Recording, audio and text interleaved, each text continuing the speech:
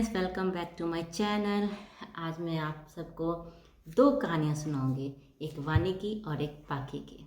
वानी का date of birth है 21 जनवरी 2019 एंड पाखी का डेट ऑफ बर्थ है 12 जन 2022। दोनों डेट्स और ज़्यादा ही इम्पॉर्टेंट इसलिए हो जाते हैं क्योंकि दोनों ही बच्चे अलग अलग कॉन्टिनेंट में हुए। पहली बेटी मेरी इंडिया में पैदा हुई और दूसरी बेटी मेरी ऑस्ट्रेलिया में पैदा हुई। तो मैंने सोचा कि क्यों ना मैं अपना एक्सपीरियंस, प्रेगनेंसी एक्सपीरियंस आप लोगों के साथ शेयर करूं। तो कहानी की शुरुआत होती है 25 मई 2018 और 28 मई 2021 को, जब मुझे पता चला कि मैं माँ बनने वाली हूँ। लेकिन दूसरी प्रेगनेंसी हमारे लाइफ में खुशी के साथ साथ थोड़ा टेंशन भी लाया। टेंशन ये था कि हम लोग अपने फैमिली से बहुत दूर थे और ना हमारे पास यहाँ पे कोई सपोर्ट सिस्टम था, ना कोई फ्रेंड्स, ना ही कोई फैमिली। ना हम लोग यहाँ से इंडिया जा सकते थे और ना ही इंडिया से कोई आ सकता था, क्योंकि उस टाइम में लॉकडाउन चल रहा था, फ़्लाइट अवेलेबल नहीं थे। लॉकडाउन की वजह से या फैमिली सपोर्ट ना होने की वजह से मेरे दिमाग में बहुत ज़्यादा ही बात सब चल रहा था कि यहाँ पे चीज़ें कैसे मैनेज होगी। बेटी छोटी थी, हस्बैंड थे, वर्क फ्रॉम होम चल रहा था, लेकिन फिर भी टेंशन था। और टेंशन की वजह से मेरा ब्लीडिंग आना स्टार्ट हो गया था, जहाँ मुझे पता चला कि मेरा मिसकैरेज होने वाला है। डॉक्टर ने बोल दिया था कि मतलब 70-30 का चांसेस है कि आपका बेबी बच सकता है। तो हम लोग, डॉक्टर ने ये बोल दिया कि हम लोग घर जाके वेट करें मिसकैरेज का, अगर ज़्यादा होता है तो हॉस्पिटल आ जाने के लिए। हम लोग बस वेट कर रहे थे, लेकिन 15 डेज़ के बाद सब कुछ चीज़ें नॉर्मल हो गई। फिर पता चला कि मतलब बेबी ठीक है। अल्ट्रासाउंड में पता चला कि बेबी ठीक है। तो फिर जाके हम लोगों को थोड़ा सा सुकून मिला, फिर से हम लोग खुश हुए। अब आते हैं हम लोग अल्ट्रासाउंड एंड डॉक्टर विजिट पे। इंडिया और ऑस्ट्रेलिया दोनों में ही बहुत ज़्यादा ही डिफरेंट है डॉक्टर्स एंड अल्ट्रासाउंड में। डॉक्टर्स दोनों तरफ सेम ही थे। जो रिपोर्ट्स आते थे वो डॉक्टर देखते थे और देख के हम लोग को बताते थे। अल्ट्रासाउंड में ये डिफरेंस था कि इंडिया में मुझे अपोलो क्लिनिक न्यू टाउन में मैं चेकअप करवाती थी, तो मुझे अल्ट्रासाउंड का यू भी नहीं बताया जाता था। मतलब मेरे बॉडी के अंदर एक न्यू लाइफ आ रहा है, उसके बारे में कुछ भी मुझे पता नहीं होता था। ना मैं देख सकती थी, ना मुझे बताया जाता कि आपका बेबी कैसा है कैसा नहीं है, कुछ भी नहीं। और ऑस्ट्रेलिया में मेरा एक्सपीरियंस बहुत ही अच्छा रहा, क्योंकि यहाँ पे जो डॉक्टर्स थे जो अल्ट्रासाउंड करते थे, उन्होंने मुझे हार्ट बीट से लेके बेबी फॉर्मेशन का एक एक स्टेप के साथ मुझे दिखाते थे और मुझे समझाते थे, जो कि मुझे यहाँ बहुत अच्छा लगा। और इवन यहाँ पे तो इंडिया और ऑस्ट्रेलिया में डिफरेंस है कि यहाँ पे आपके बेबी का जेंडर भी बता दिया जाता है। तो मुझे एक्साइटमेंट थी इस बात की कि मुझे जानना था कि मेरे बॉडी के अंदर जो न्यू लाइफ है वो गर्ल है कि बॉय है। इसलिए नहीं कि ये जेंडर वाइज नहीं, मुझे एक्सपीरियंस करना था कि यहाँ मेरे अंदर अगर बेटी है या बेटा है जो भी, तो मैं उसके लिए पहले से सब कुछ तैयारी करके रखूँ। बस इसीलिए मुझे जानना था कि जेंडर क्या है। Normal delivery versus C section delivery.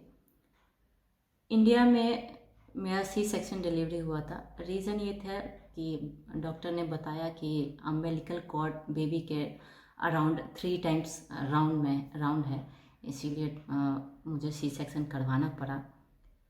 और यहाँ की प्रेगनेंसी में हम लोग लॉकडाउन में फंसे हुए थे, इसकी वजह से दिमाग में टेंशन था कि हम लोग प्रिपेयर तो थे कि नॉर्मल डिलीवरी करवानी है, लेकिन क्वेश्चन बहुत सारे थे कि यहाँ पे मेरी एक छोटी बेटी भी थी। और नॉर्मल डिलीवरी में ये रहता है कि टाइम फिक्सिंग नहीं है, आपको लेबर पेन कभी भी स्टार्ट हो सकता है, नाइट भी हो सकता है, डे भी हो सकता है, एनी टाइम।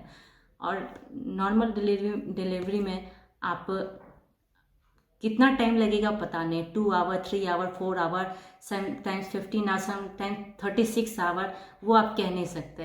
तो आपको हॉस्पिटल में कितना दिन वेट करना पड़ेगा वो पता नहीं। और लॉकडाउन की वजह से यहाँ पे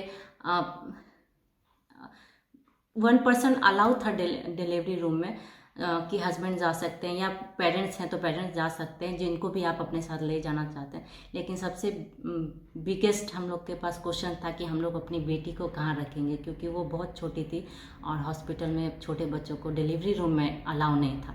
तो हम लोगों ने बहुत जद्दोजहद के साथ बेटी को सोचा कि चलो डे केयर में रख देते हैं। तो हमने उसे डे केयर में एडमिशन करा दिया। तो वो डे केयर में रहती थी। तो हमने यहाँ पे फिर धीरे धीरे फिर माइंड मेकअप किया कि जब टाइम आएगा तो हम लोग सी सेक्शन के लिए डॉक्टर को बोलेंगे। एक्चुअली यहाँ पे सी सेक्शन जल्दी होता नहीं है, लेकिन सोचा कि बोल के देखेंगे, अगर डॉक्टर मान गए तो ठीक है, अदरवाइज मैनेज तो कैसे भी करना पड़ेगा। बट यहाँ पर प्रेगनेंसी में मुझे पता चला कि लो लाइन प्लासेंटा है, जो कि लास्ट डे तक वो ऊपर नहीं आया। फिर लास्टली डॉक्टर ने यहाँ पर फाइनल डेट बता दिया कि सी सेक्शन ही होगा, नॉर्मल डिलीवरी नहीं हो सकती, रिस्क है। तो और एक चीज़ इसमें यहाँ का एक्सपीरियंस ये है कि इंडिया में डॉक्टर ने मुझे अपना डेट चूज़ करने के लिए कहा था, तो कि आप डेट चूज़ कर लो और उस डेट में ऑपरेशन हो जाएगा। बट यहाँ पे थोड़ा सा था कि डॉक्टर ने जो डेट हमें दे दिया, हमने बस उसी को चूज़ करना था। मतलब हमारे तरफ से कुछ भी नहीं था, डॉक्टर के पास जो टाइम था उन्होंने टाइम फिक्स कर दिया, हम लोग को उस टाइम पे हॉस्पिटल में जाना था और उसी डेट पे सी सेक्शन हुआ। अब आते हैं डिलीवरी डेट के दिन।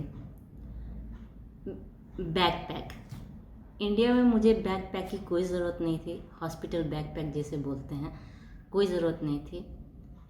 मेरा डिलीवरी भागीरथी न्योटिया न्यू टाउन में हुआ था और सेकेंड डिलीवरी ऑस्ट्रेलिया में वेस्टमीड हॉस्पिटल में हुआ था।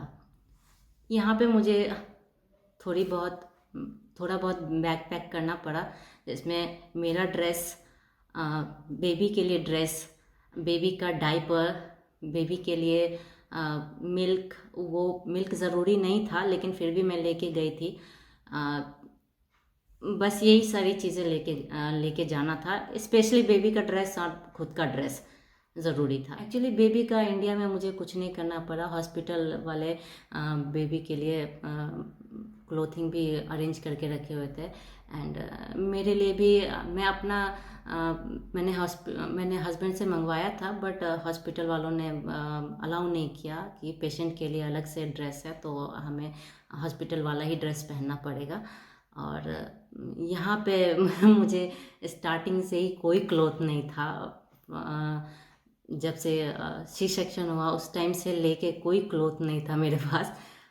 जब मैं होश में आई उस दिन, मतलब जिस दिन मुझे टॉयलेट जाना था उठ के, और अपने आप को क्लीन अप करना था, नहाना था, तो उस दिन मैं अपना ड्रेस पहना। और नर्सेज ये थी कि वो मैं बोल रही थी कि मुझे टॉयलेट जाना है, मुझे नहाना है, क्लीन अप करना है अपने आप को, तो नर्सेज यहाँ पे बोल रहे थे कि अपने पार्टनर को बुलाओ। मतलब यहाँ पे कोई सपोर्ट सिस्टम नहीं था। तो इंडिया में ये था कि नर्सेज ने मुझे मतलब बाथरूम ले गई, बाथरूम करवाया, नहलाया, सब कुछ उसने किया, ड्रेसअप भी किया। और यहाँ पे ये चीज़ नहीं था, मुझे हस्बैंड का वेट करना पड़ा। 11 साढ़े 11 में मेरे हस्बैंड आए, क्योंकि उस दिन थोड़ा कुछ लेट हो गया था, तो सुबह में 11:30 में आए थे। तो उसके बाद मैंने अपने आप को क्लीन अप किया, अपना ड्रेस पहना, बस थोड़ा डिफरेंस ये था। अब चलते हैं ओटी में। ओटी में इंडिया में मेरे पेरेंट्स, मेरे हस्बैंड सब ओटी के बाहर वेट कर रहे थे और मैं अकेली थी अंदर विथ डॉक्टर्स एंड नर्सेस। यहाँ पे मेरे पेरेंट्स सब इंडिया में थे, बस ओटी के अंदर मेरे हस्बैंड और मैं थे। ये हम लोग के लिए एक नया ही एक्सपीरियंस था कि कोई मेरे साथ था उस ओटी के अंदर में। और डिफरेंस ये था कि वहाँ पे मैं बेहोश थी, थोड़ा बहुत पता चल रहा था कि ऑपरेशन थिएटर में हो रहा है बेबी को। जब मेरी वानी हुई थी तो डॉक्टर ने जब मुझे उसे क्लीन अप करके बढ़िया से उसको ड्रेसअप करके तब मुझे वानी को दिखाया था। फिर भी मैं थोड़ा थोड़ा होश में थी। और यहाँ पे मुझे मतलब मैं अच्छे से होश में थी, बस मेरा नीचे का पोर्शन सुन कर दिया गया था। और मेरे हस्बैंड मेरे साथ थे जो कि मेरे साथ अच्छे से बात कर रहे थे। और हॉस्पिटल उस टाइम में जब मेरी बेबी निकली डायरेक्ट, तो डॉक्टर ने दिखाया कि ये तुम्हारी बेबी है। मेरे हस्बैंड भी बहुत खुश हुए। वो मोमेंट बहुत ज़्यादा ही स्पेशल था हम लोगों के लिए। यहाँ के लोगों के लिए नॉर्मल होगा ये सब चीज़, लेकिन हम लोग के लिए बहुत ज़्यादा ही स्पेशल था। और हस्बैंड के लिए भी स्पेशल था। डॉक्टर ने अम्बिलिकल कॉर्ड काटने के लिए बोला था। पहले तो थोड़ा सा घबरा गए थे कि नहीं काटना है, बट डॉक्टर ने सपोर्ट दिया कि नहीं कट करने के लिए। तो हस्बैंड ने भी अम्बिलिकल कॉर्ड कट किया, तो बेबी बाहर आई। स्पेशल मोमेंट था वो हमारे लिए। मैटरनिटी वार्ड में इंडिया में कोई अलाउ नहीं था साथ में रहना, पेरेंट्स हो या हस्बैंड हो, कोई भी अलाउ नहीं था। वहाँ अकेले थी। सपोर्ट सिस्टम, हॉस्पिटल मैनेजमेंट बहुत अच्छा था इंडिया में। सब कुछ बहुत अच्छा था, मतलब मुझे उससे कोई तकलीफ़ नहीं हुई। थोड़ा ये था कि थोड़ा मेरे बेबी को मेरे पास लाया जाता, जो कि मैं देख नहीं पाई थी। होने के बाद बस कुछ सेकंड के लिए मैंने देखा था, लेकिन मैटरनिटी वार्ड में मैंने नहीं देखा, जो कि मुझे थोड़ा लगा था मेरी बेबी मेरे पास होनी चाहिए, जो कि नहीं थी। मुझे वहाँ पे बुलाया जाता था। होश में आने के बाद मुझे बुलाया जाता 20 मिनट्स के लिए, उसको फीडिंग कराने के लिए बुलाया जाता था। और यहाँ पे जब मेरी पाखी हुई तो यहाँ पे डॉक्टर्स ने जब हुई थी उसी टाइम मेरे सीने से लगा दिया था, उसी टाइम ब्रेस्ट फीडिंग हुई थी। और कंटिन्यूअस वो मेरे साथ ही थी, मतलब एक सेकंड के लिए भी मेरे से अलग नहीं रही पाखी। मैटरनिटी वार्ड में भी वो बस मेरे नीचे का पोर्शन सुन था, बाकी अपर ठीक था। तो मेरे क्राइब में बगल में बेड के बगल में क्राइब था, तो उसमें बेबी थी। तो उसको जब भी रोती थी, फीडिंग कराना होता था, तो मैं खुद से कराती थी। इवन कभी मुझे नर्स की ज़रूरत पड़ती थी तो एक बेल था, तो मैं बेल दबा देती थी, तो उससे नर्स आ जाती थी बेबी को उठा के मेरे गोदी में देने के लिए। और फिर फीडिंग कराने के बाद फिर से रखने के लिए नर्स यहाँ पे सपोर्ट के लिए थी। वहाँ भी थी, यहाँ भी। वहाँ सपोर्ट के लिए थी कि मेरे अपने हेल्थ के लिए, सपोर्ट के लिए। और यहाँ पर बेबी के सपोर्ट के लिए कि बेबी को उठा के देना है और रखना है। बाकी और कोई सपोर्ट नहीं था यहाँ पे नर्सेस और हॉस्पिटल में कोई। इवन जब मैं उठी तो मैं खुद से टॉयलेट गई। और इंडिया में मुझे सपोर्ट दिया गया नर्स के तरफ से, हैंड पकड़ के बाथरूम तक ले जाना, बाकी सारी चीज़ें बहुत अच्छी थी वहाँ पे। यहाँ पे थोड़ा सा लगा कि थोड़ा सा कमी है उन सब चीज़ों की। और थोड़ा एक और एक्सपीरियंस है कि वो इंडिया में थी तो जब मेरे बेबी को नहीं दिया गया था तो मैं सोचती थी कि मेरे बेबी को क्यों नहीं दिया जा रहा है। लेकिन जब यहाँ पे कंटिन्यूस मेरे साथ थी तो मुझे अंदर से बहुत दर्द फील होता था कि थोड़ी देर के लिए मुझे सोने को मिल जाता, थोड़ा रेस्ट मिल जाता, क्योंकि बेबी रात भर रोती रहती थी। फीड कराओ तो समझ में नहीं आता था कि उसे भूख लगी है कि नहीं लगी है, सो नहीं रही है, उसको खुद से सुलाना है, नर्स भी नहीं आ रही है। इंडिया में हमने शेयरिंग वार्ड लिया था, तो मेरे साथ साथ वहाँ पे 5 और मदर्स थी। तो वहाँ पे आपके साथ पार्टनर या पेरेंट्स कोई भी अलाउ नहीं था रुकने का।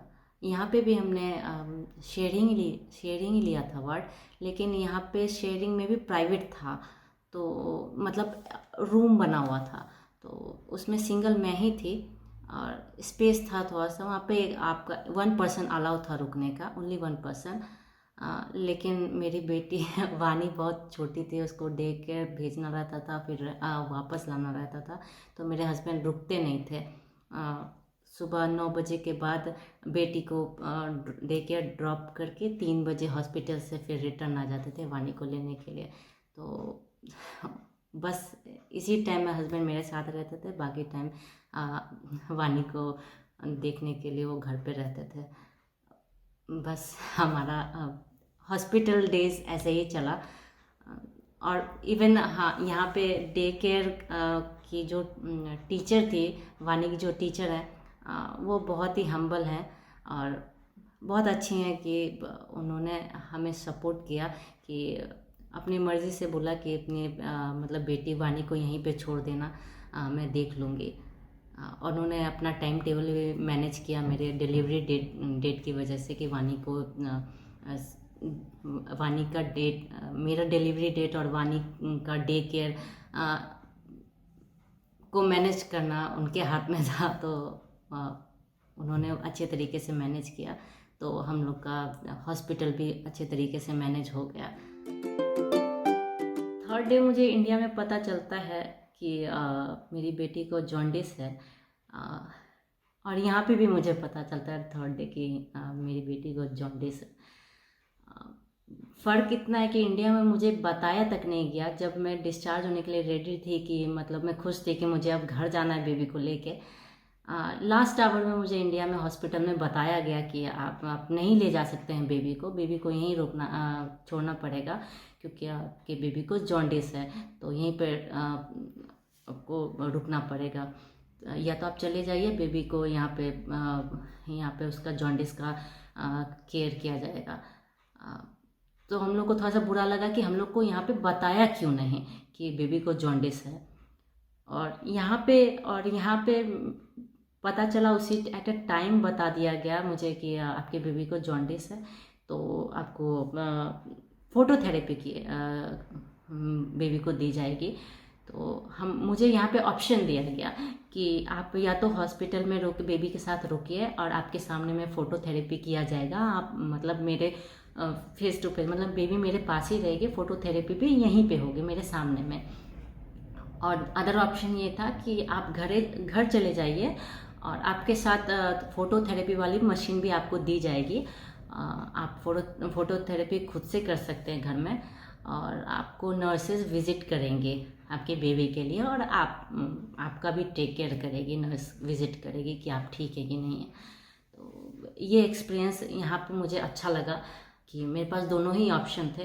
तो मैं यहाँ पे घर चली आई फ़ोटोथेरेपी का मशीन लेके, और बाकी को यहाँ पे अपने आँखों के सामने में फ़ोटोथेरेपी पे करना बहुत बुरा लग रहा था, अच्छा बिल्कुल भी नहीं लग रहा था। लेकिन डॉक्टर ने उस हीट पे 20 पूरा मतलब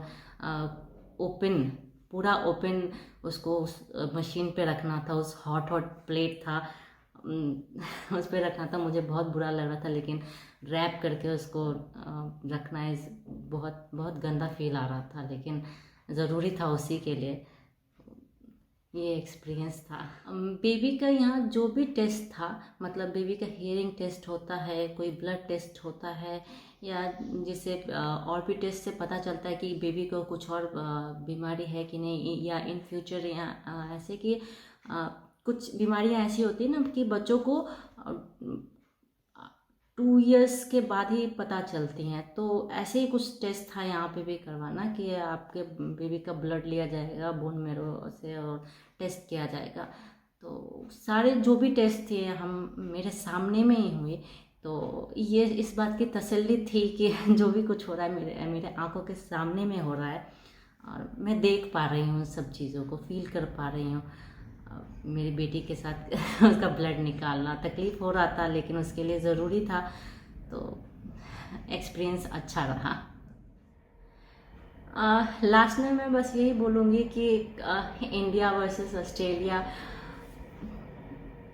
अच्छा बुरा दोनों ही कभी 1920 1920 का कुछ तालमेल नहीं कर सकते हैं। लेकिन लास्टली बस यही है कि दोनों बच्चे मेरे पास हेल्दी मेरे पास है, बस इससे ज़्यादा और खुशी की कोई बात नहीं है।